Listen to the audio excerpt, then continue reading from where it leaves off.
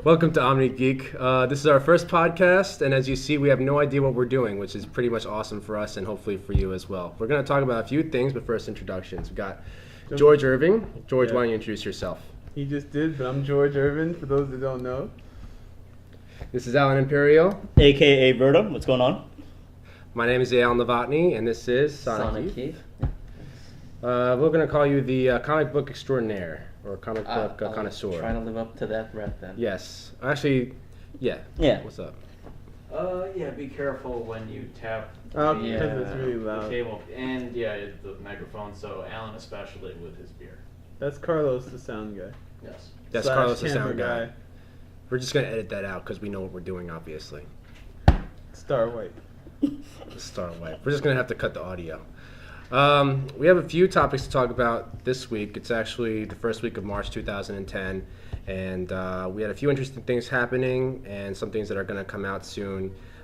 Mostly what we're going to talk about is pretty geeky stuff. If you're not considering yourself a geeky person or someone interested in things that might not be considered popular by what might be considered normal people, you may not want to watch this because we kind of nerd out sometimes. And we lost half the audience.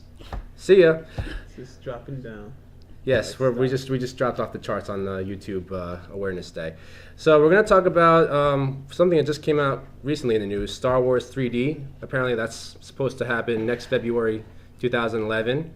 We'll talk about It Fight is Night February 2011. 2012, actually. Hold on. I got a little too excited about that. So you're excited or you're sad about this?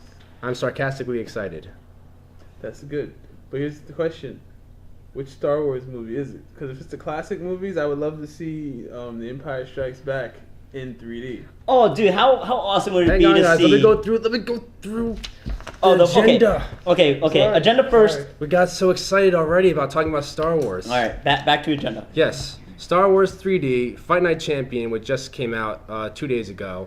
We're gonna go through a little review on what we've seen so far in the game, and just talk about cool stuff like that. Talk about Dragon Age 2, which is coming out next week, March 8th, 2011. We've all played a demo a little bit, so we're gonna kind of see different perspectives from people who've either played the first game, and people who are just seeing it for the first time. And we're also going to talk about tablets versus PCs, which I'm actually moving to the second item of our agenda because that's going to take us all night. All right. Pretty much. So, Star Wars 3D. Alan, why don't you start off with your...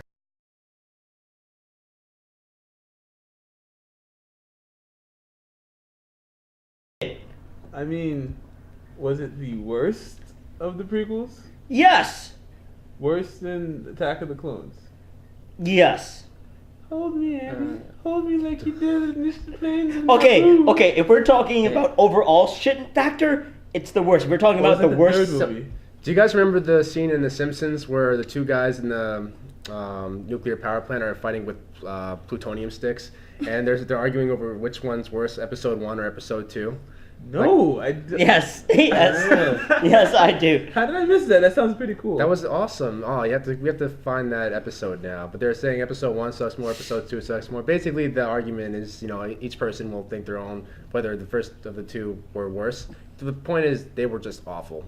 And of course, they had to tie it up with episode 3, which basically was, I don't know. I don't know what to compare it to. Okay. So wait, is your problem that they're converting this movie to 3D, or that they're converting that specific Phantom Menace to 3D? That they created Phantom Menace.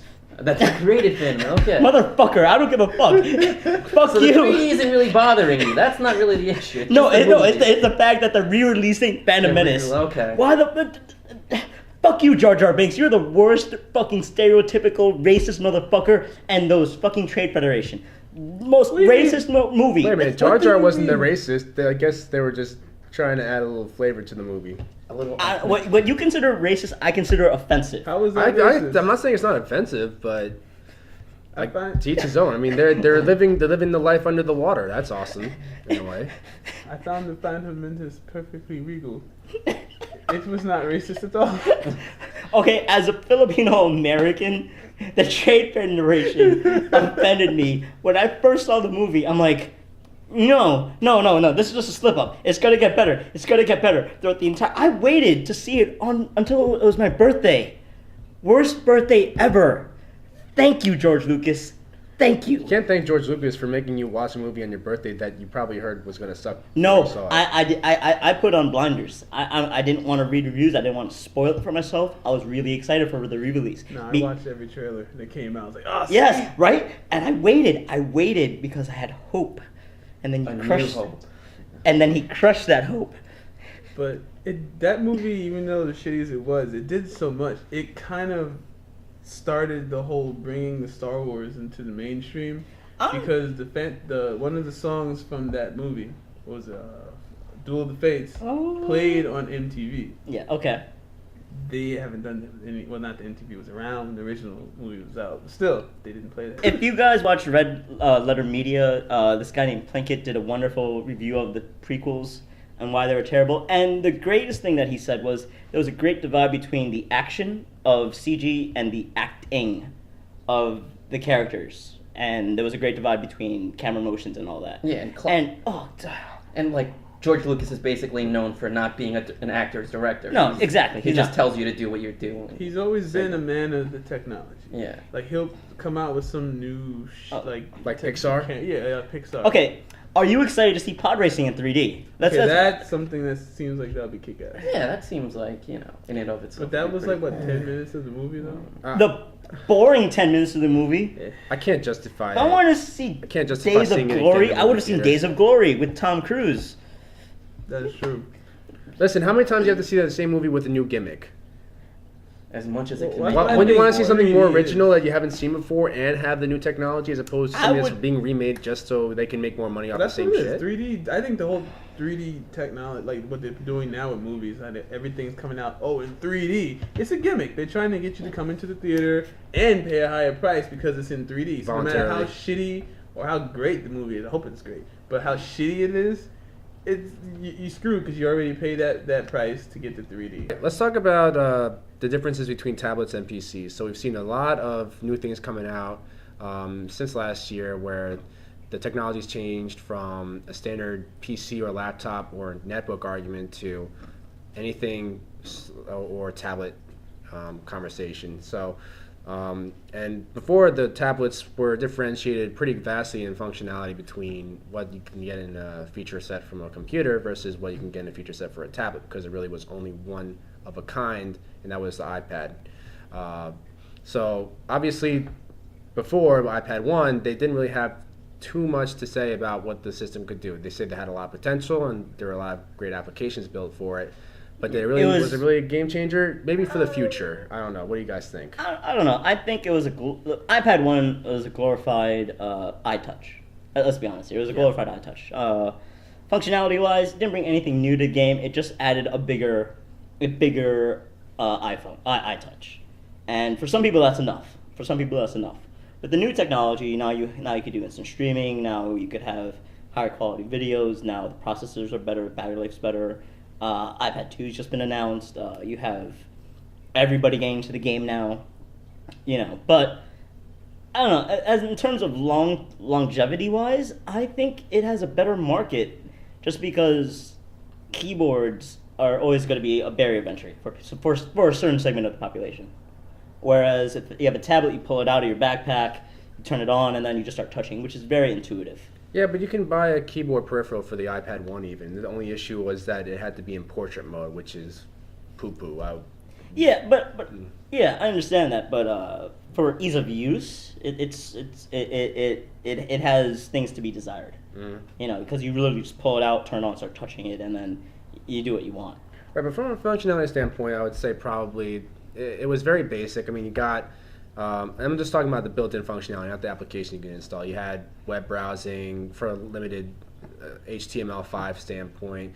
No Flash. Still no Flash. Still no Flash. Well, for the iPad that's side. You can't blame the actual. If we're talking about like tablets as a whole, you can't blame the tablet. No, we're talking specifically about the iPad and the Apple's perspective. Just to be fair, the biggest tablet market in 2010 was driven by the iPad. Not to say it was the only tablet out there, but it was a game changer in itself in that it drew, 15 million it created a new niche. It literally created a new niche. When you think tablet, you most likely will think like the iPad. Right. The iPad 2 and iPad 1. Yeah. Right. I mean, last year was definitely about the iPad 1, and a lot of companies started chasing after that kind of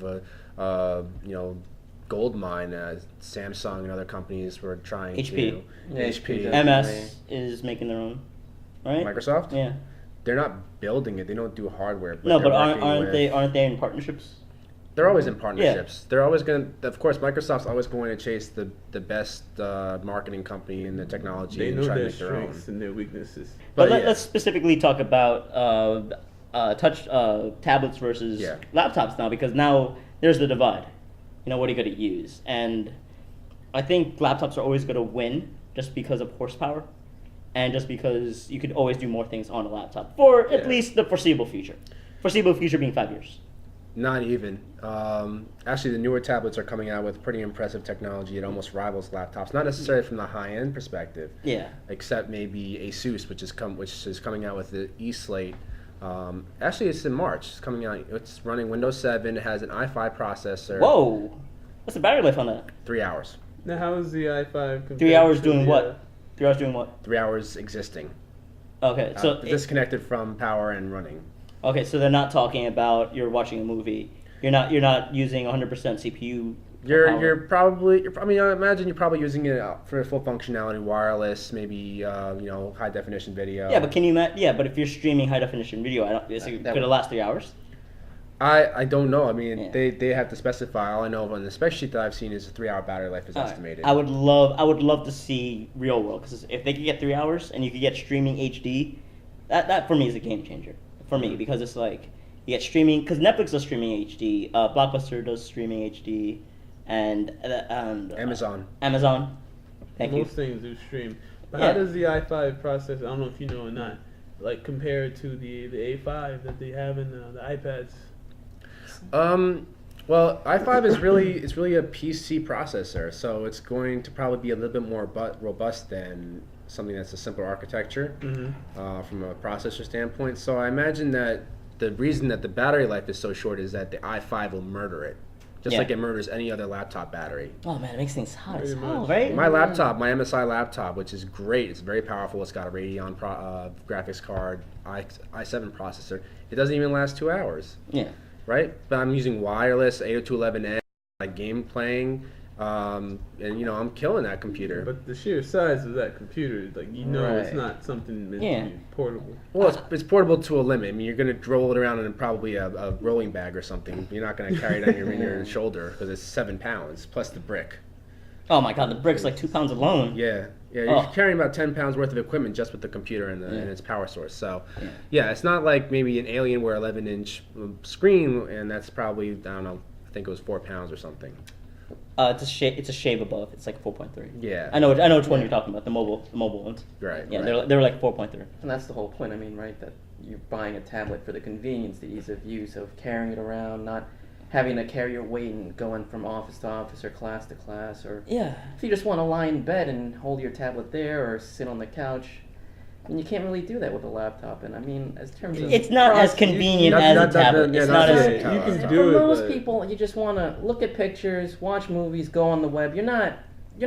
For most people, you're not playing games. You're not doing high-end stuff. You don't need that power. You just need a long battery life, a nice, convenient screen, and an easy interface. You don't. So- I mean, I don't think. then yeah, why but not buy a netbook then? Yeah. Huh? Why not buy a netbook? Because then? that's still, it's still basically a laptop. Yeah, You're still folding it out, trying to hold it, And you're trying and to- that's but the it's point. lighter. There's a barrier entry. That's a Yeah. barrier of entry, though. That's the point. The keyboard, what we won't realize Yeah. because we're all geeks is that the keyboard's a barrier of entry. That's intimidating. If To you've never, who doesn't know how to use a keyboard? It's not that no one knows how to use it, but It- it's, it's a- inconvenient it's a- for certain yeah. things you want to do. Like if Yeah. you're, let's say you're above 50 and you don't want to deal with a keyboard. You just want to do 3 things: check your email, check Facebook to see how your family's doing, and check YouTube because you want to listen to Elvis.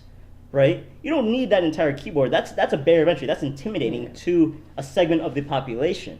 And I just think it has more real estate requirements when Yeah. you have a keyboard. Okay, Yeah. that's true. and that's another barrier. Not only that, but you also deal with the fact, like with the tablets being somewhat of a small design.